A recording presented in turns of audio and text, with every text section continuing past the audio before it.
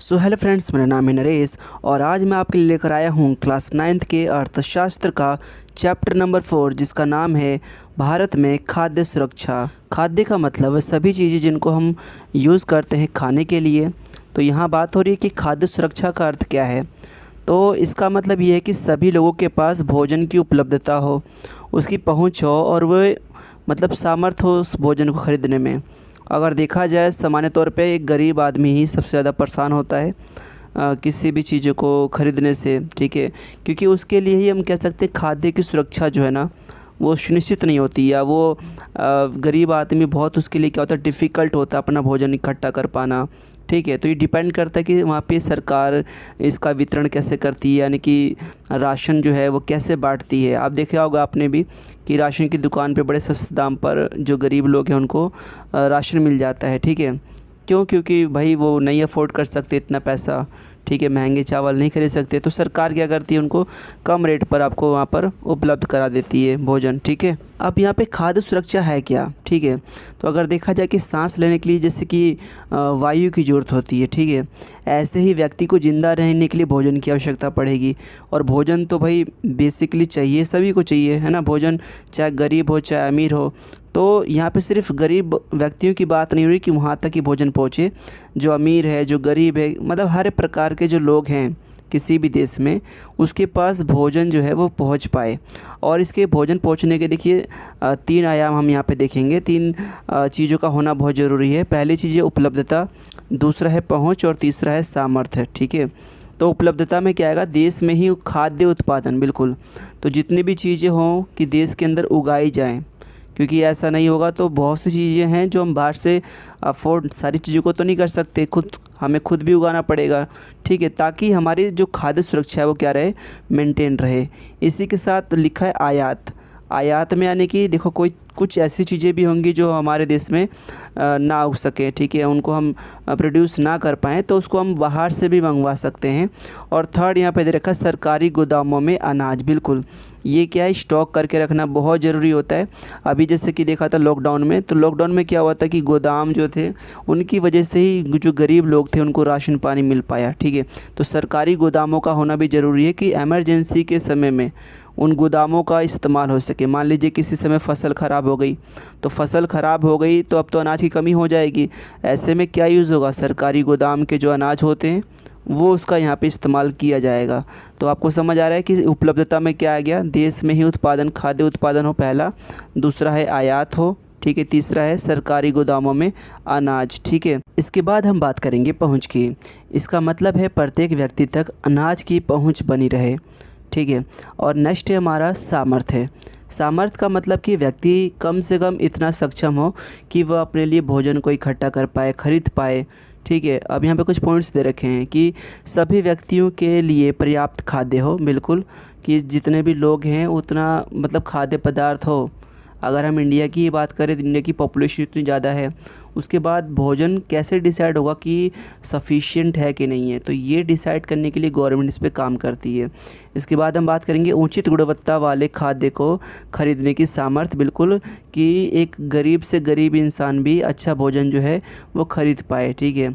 ऐसा नहीं कि सड़े गले जो चावल हैं वही बस उनके पास पहुँचे, या ठीक है, आप समझ रहे हैं ना। इसके बाद हम बात करेंगे खाद्य की पहुँच पर कोई अवरोध नहीं है, कि व्यक्ति जो खाने की चीज़ें जो होती हैं उनको खरीद सकता है बड़े आसानी से, और यहाँ पे कोई रोका नहीं जाएगा। चाहे उसके मतलब वो सक्षम है तो खरीद सकता है, चाहे महंगी चीज़ें हों चाहे सस्ती चीज़ें हों, इस पे कोई अवरोध नहीं है, कोई मतलब रोक टोक नहीं है, ठीक है।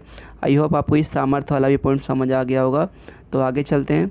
तो अब ये प्रश्न बनता है कि खाद्य सुरक्षा क्यों, या क्या ज़रूरत है खाद्य को सुरक्षित रखने की। तो अगर देखा जाए गरीब आदमी कभी भी खाद्य से असुरक्षित हो सकता है, क्योंकि वो बेचारा पूरे दिन मेहनत करता है, ठीक है, ताकि वो अपनी रोजी रोटी कमा पाए, ठीक है, शाम का भोजन इकट्ठा कर पाए। लेकिन अमीर आदमी के लिए तो बड़ा आसान है, ठीक है, खाद्य को पाना। लेकिन फिर भी खाद्य सुरक्षा ज़रूरी इसीलिए है कि मान लीजिए अगर किसी देश में भूकंप आ जाए, ठीक है, या कोई आपदा आ जाए, बाढ़ आ जाए, सुनामी आ जाए, सूखा पड़ जाए, या किसी वर्ष फसल जो है ख़राब हो जाए, तो ऐसे में गरीब और अमीर दोनों एक लेवल पे आ जाएंगे, ठीक है, क्योंकि दोनों को ही भोजन की आवश्यकता है। अब यहाँ पे अमीर के पास, अब देखो आपदा में पैसे तो समझ रहे हो ना, पैसे भी यहाँ पर अब उसके पास नहीं रहे। ऐसी कंडीशन में अब दोनों के लिए क्या चाहिए, भोजन की नीड है। तो ऐसे में सरकारी जो खाद्यान्न होते हैं, जो स्टॉक्स जो होते हैं, वो अब यहाँ पे काम आएंगे। तो आई होप आपको समझ आ रहा होगा कि खाद्य सुरक्षा क्यों ज़रूरी है। तो अब यहाँ पे दे रखा है कि किसी आपदा के समय खाद्य सुरक्षा कैसे प्रभावित होती है। तो पहले हमें यहाँ पे समझना है कि किसी भी आपदा में जो उपज होती है, पैदावार होती है, वो डाउन हो जाती है, वो गिर जाती है। और ऐसे में होता क्या है कि जब देखिए चीज़ों मतलब खाद्य पदार्थ की जब कमी हो जाएगी तो वो महंगे दाम पर बिकेगी मार्केट के अंदर, और महंगे दाम पर हर कोई अफोर्ड नहीं कर सकता। खासकर जो बहुत गरीब इंसान है तो वो क्या कर पाएगा, वो बेचारा भूखे भी रहेगा, ठीक है। और ऐसे में वो स्थिति बन जाती है कि ऐसे बहुत से लोग जो गरीबी झेल रहे हैं, गरीबी में हैं, ठीक है, अब वो भुखमरी यहाँ पर आ जाएगी, ठीक है। और वो भुखमरी से भी आगे चल के अगर इस बड़ा स्तर ले लिया अगर भुखमरी ने, तो इसको हम बोलते हैं अकाल। क्या बोलते हैं, अकाल। तो भुखमरी से अकाल आ जाना, तो ये स्थिति बहुत ही गंभीर बन जाती है किसी भी देश के लिए। अब यहाँ पे दो प्रकार की भुखमरी दे रखी है। पहला है मौसमी भुखमरी और दूसरा है दीर्घकालीन भुखमरी। तो हम पहला पढ़ लेते हैं मौसमी भुखमरी। जब खेतों में फसल पकने और फसल कटने के 4 महीने तक कोई काम नहीं होता तो मौसमी भुखमरी की स्थिति पैदा होती है, ठीक है। तो यहाँ पे क्या दे रखा है कि जब खेतों में फसल जैसे पक गई, ठीक है, और या कटने के जो 4 महीने जब इनके पास, किसानों के पास जब काम नहीं होता, ठीक है, तो ऐसे में क्या होता है, भुखमरी की स्थिति पैदा होती है, क्योंकि इनके पास सामर्थ्य नहीं है उन चीज़ों को खरीदने के लिए। तो भुखमरी एक बहुत ही बड़ी समस्या अगर देखा जाए। और भारत में एक भयानक अकाल पड़ा था, ठीक है, और ये पड़ा था 1943 में, यानी कि 1943 में, ठीक है। और ये बंगाल का अकाल कहलाया, और इसमें 30 लोग मारे गए। सिर्फ़ किस वजह से, भुखमरी की वजह से, अकाल पड़ने की वजह से। तो यहाँ पे कुछ लिखा है, इसको पढ़ते हैं। क्या आपको मालूम है कि बंगाल में अकाल से सबसे अधिक कौन प्रभावित हुए?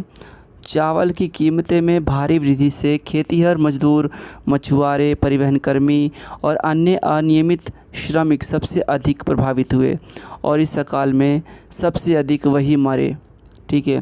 तो अगर देखा जाए गरीब इंसान जो था भुखमरी में बेचारा मारा गया।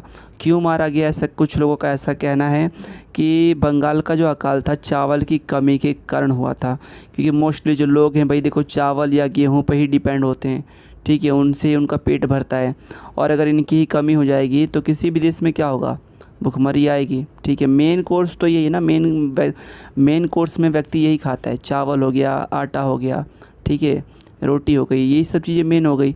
तो इनमें अगर कमी आ गई तो क्या होगा, यहाँ पर व्यक्ति भुखमरी अकाल से मरेगा, ठीक है। तो देखिए यहाँ पे एक चित्र दे रखा है, इसमें दे रखा है 1943 के बंगाल के अकाल के दौरान पूर्वी बंगाल के चटगांव ज़िले में गांव छोड़कर जाता हुआ एक परिवार। बिल्कुल देखिए भुखमरी से इतना पीड़ित है, एक तरीके से चित्र में दिखाया गया है, और हालात तो इससे भी बदतर हो सकते हो उस समय तो, ठीक है, कि ये व्यक्ति जो है अपना गांव छोड़ के जा रहा है, बंगाल छोड़ के जा रहा है, ठीक है। तो विस्थापन हो रहा है, क्यों, ताकि उसको रोज़गार मिल पाए कहीं और जब जाएगा, और अपने बाल बच्चों का वो पोषण कर पाएगा, ठीक है, भरण पोषण कर पाएगा। तो अगला टॉपिक है खाद्य सुरक्षा क्यों और कब। तो पहला यहाँ पर प्राकृतिक आपदा जैसे सूखा, बाढ़ आदि के समय कुल उपज में गिरावट। बिल्कुल, अगर देखा जाए अकाल क्यों पड़ता है, भुखमरी क्यों होती है, तो सूखा जब पड़ता है, बाढ़ आती है, ऐसे में क्या होता है कि फसलें जो हैं उनकी उपज जो है गिर जाती है, फसल की पैदावार जो है वो कम हो जाती है। तो ऐसे में भुखमरी आएगी, नेचुरल सी बात है, ठीक है। सेकंड पॉइंट है खाद्य की कमी के कारण कीमतें बढ़ जाती हैं। अब इसके बाद क्या होता है, तो पहले आ गया देखिए बाढ़ आ गई, सूखा आ गया, ऐसे में पैदावार कम हो गई, और जब कम हो गई तो खाद्य, अब यहाँ पे क्या हो, खाद्य पदार्थ कम हो चुका है, और उनकी कीमत क्या हो जाएगी, ये बढ़ जाएगी। और जब बढ़ जाएगी तो थर्ड पॉइंट में देखिए कीमतें बढ़ने के कारण खाद्य पदार्थों का अधिकांश लोगों की पहुंच से बाहर हो जाना। कि देखिए पहला आ गया भूकंप, मतलब पहले आ गया बाढ़ आया, सूखा आ गया, ऐसे में पैदावार कम हुई। सेकंड नंबर पे कीमतें बढ़ गई, और थर्ड नंबर पे जब कीमत बढ़ेगी तो इसको हर कोई अफोर्ड नहीं कर पाएगा, खासकर गरीब लोग तो बिल्कुल भी नहीं अफोर्ड कर पाते। तो ये जो है ना, ये कारण बन जाता है भुखमरी का। और जब भुखमरी बनेगी और लंबे समय तक जब भुखमरी चलती है तो ये बदल जाता है अकाल में, ठीक है। आई होप आपको ये समझ आ रहा होगा। इसके बाद हम बात करेंगे सर्वाधिक खाद्य असुरक्षित। यानी कि सबसे ज़्यादा देखा जाए तो कौन है असुरक्षित, ठीक है, तो गांव, भूमिहीन, पारंपरिक, दस्तकार, कामगार आदि।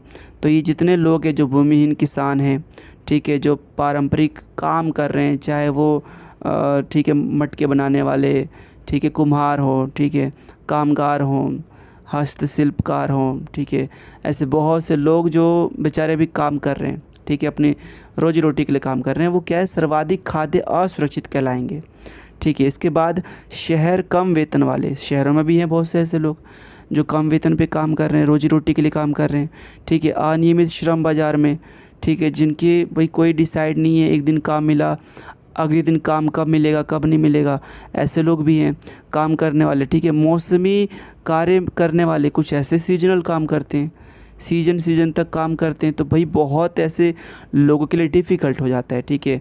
ये क्या है असुरक्षित कैटेगरी में आ जाते हैं, खाद्य असुरक्षित कैटेगरी में, ठीक है। इसके बाद है सामाजिक संरचना के अनुसार अनुसूचित जाति, अनुसूचित जनजाति, अन्य पिछड़ी जाति। तो ये भी भाई अगर देखा माइनॉरिटी में अगर देखा जाए SC ST OBC, तो भाई इनको भी ज़रूरत है कि इनको बढ़ावा मिले खाद्य पदार्थों में, क्योंकि भाई शुरू से इनका दमन किया गया है, शोषण किया गया है, तो इनको आगे बढ़ने का मौका मिलना चाहिए, ठीक है। तो ऐसे लोगों के लिए सरकार ने कुछ विशेष कदम उठाए हैं, जैसे कि बफर स्टॉक, जैसे कि आपने सुना होगा FCI यानी कि फूड कॉरपोरेशन ऑफ इंडिया। तो ये क्या करता है कि इनको सस्ते दाम पर, जो चावल मार्केट में महंगे दाम पर मिल रहा है, ये जो गेहूँ अगर हम बाहर से खरीदेंगे, ठीक है, तो महंगे दाम पर मिलेगा, लेकिन गवर्नमेंट क्या करती है कि इनको सस्ते दाम पर गरीब लोगों तक, जिनके पास राशन कार्ड होते हैं, ठीक है, ये जो बिलो पे पॉवर्टी लाइन जो आते हैं, तो उनको क्या करती है सस्ते दाम पर अनाज जो है मुहैया कराते हैं, ठीक है, उपलब्ध कराते हैं। तो इसके देखिए बफर स्टॉक के बारे में पढ़ लेते हैं।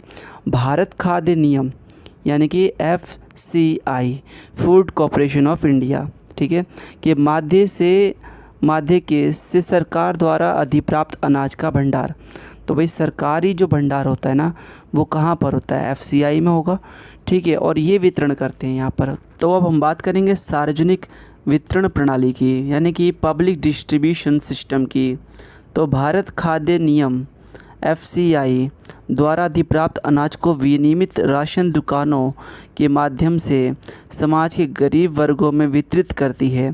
कहने का मतलब ये कि आपको पता है FCI जो है फूड कॉरपोरेशन ऑफ इंडिया, तो इनके पास जो राशन आता है, ठीक है, तो ये जो दुकानें होती हैं, जगह जगह पे क्या राशन की दुकानें होती हैं, और इन राशन की दुकानों से ही गरीब जो इंसान होता है, ठीक है, और जिनके पास राशन कार्ड होते हैं, तो उनको वो क्या करता है राशन वगैरह मिल जाता है, बड़े आसानी से मिल जाता है। तो यहाँ पे हम बात करेंगे राशन कार्ड के प्रकार की।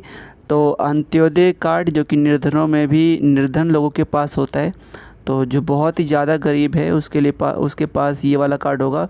इसके बाद है BPL, ठीक है, बिलो पॉवर्टी लाइन। इसमें जो निर्धनता रेखा के नीचे जो आते हैं, ऐसे लोग जो निर्धनता रेखा से नीचे आते हैं, तो उनके पास BPL कार्ड होता है, ठीक है। इसके बाद है APL, अन्य लोगों के लिए, ठीक है, नॉर्मली जो लोग होते हैं उनके पास APL कार्ड हो जाते हैं, ठीक है, लोगों को मतलब पहुंचाते हैं ये लोग, ठीक है, शॉप्स होती हैं इनकी, ठीक है, राशन की दुकानें होती हैं, सबको पता होगा, ठीक है। किसानों को पहले से घोषित कीमतें दी जाती हैं, जिसे न्यूनतम समर्थित कीमत कहा जाता है, और जो जहाँ से ये अनाज आ रहा है, ठीक है, और जो किसान इसकी पैदावार करते हैं, तो उनको एक विशेष राशि पहले से जो कह दी जाती है कि आपको इतना में डील होगा, मतलब तो उनको मिल जाती है, ठीक है। इसके बाद है समाज के गरीब वर्गों में बाज़ार से कम कीमत पर अनाज का वितरण किया जाता है, जिसे निर्गम कीमत कहा जाता है, ठीक है। यानी कि यहाँ पे देखो नॉर्मली क्या कर रहे हैं कि बाज़ार से बहुत कम सस्ते दाम पर व्यक्ति को अनाज दिया जाता है। तो अब हम बात करेंगे सहकारी समितियों की, ठीक है। तो खाद्य सुरक्षा में इनकी बहुत ही अहम भूमिका होती है। अगर हम बात करें सहकारी समितियां हैं क्या, तो बेसिकली कॉपरेशन होता है, जो कि बहुत से लोगों का इसमें योगदान होता है, बहुत से लोग मिलकर यहाँ पर काम करते हैं, एफर्ट्स करते हैं, समाज सेवा करते हैं, ठीक है, और तब जाके ये जो है सहकारी समितियां रन होती हैं, और इनके प्रोडक्ट जो होते हैं वो काफ़ी सस्ते पड़ जाते हैं। बाकी कंपेयर अगर हम दूसरी चीज़ों को करें तो इनके जो चीज़ें होती हैं ना, मतलब गुणवत्ता में भी अच्छी होती है, क्वालिटी में भी अच्छी होती है और काफ़ी आसानी से उपलब्ध हो जाते हैं। तो सहकारी समितियों की खाद्य सुरक्षा में भूमिका क्या है? तो भारत में सहकारी समितियां खाद्य सुरक्षा में एक महत्वपूर्ण भूमिका निभा रही हैं।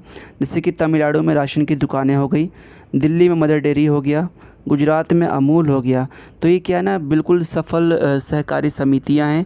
और अगर हम अमूल की बात कर लो, आप कितने समय से चला आ रहा है, ठीक है, और कितना लोगों को कितना रोज़गार देता है, इसके साथ कितना एक क्वालिटी भी मैटर करती है, ठीक है। तो बेसिकली मुझे यहाँ पर कोई प्रमोशन के लिए पैसे तो नहीं मिले, बट फिर भी मैं आप बता रहा हूँ यहाँ पर कि ये सहकारी समितियाँ हैं, ठीक है। आई होप आपको ये चैप्टर अच्छे से समझ आ गया होगा। और मैं ये कहना चाहूँगा, जैसे कि आप इतना प्यार दिखा रहे हैं और हमारे चैनल को इतना पसंद कर रहे हैं, ऐसे ही बस अपना प्यार दिखाते रहिए, ठीक है। अगर आप चैनल पे पहली बार आएँ तो चैनल को सब्सक्राइब कर दीजिए, शेयर कर दीजिए, लाइक कर दीजिए और एक छोटा सा कमेंट, प्यारा सा कमेंट ज़रूर कर दीजिए भाई। मुझे बहुत खुशी मिलती है आपके कमेंट के द्वारा, ठीक है। तो मिलते हैं नेक्स्ट वीडियो में। Take care, bye bye.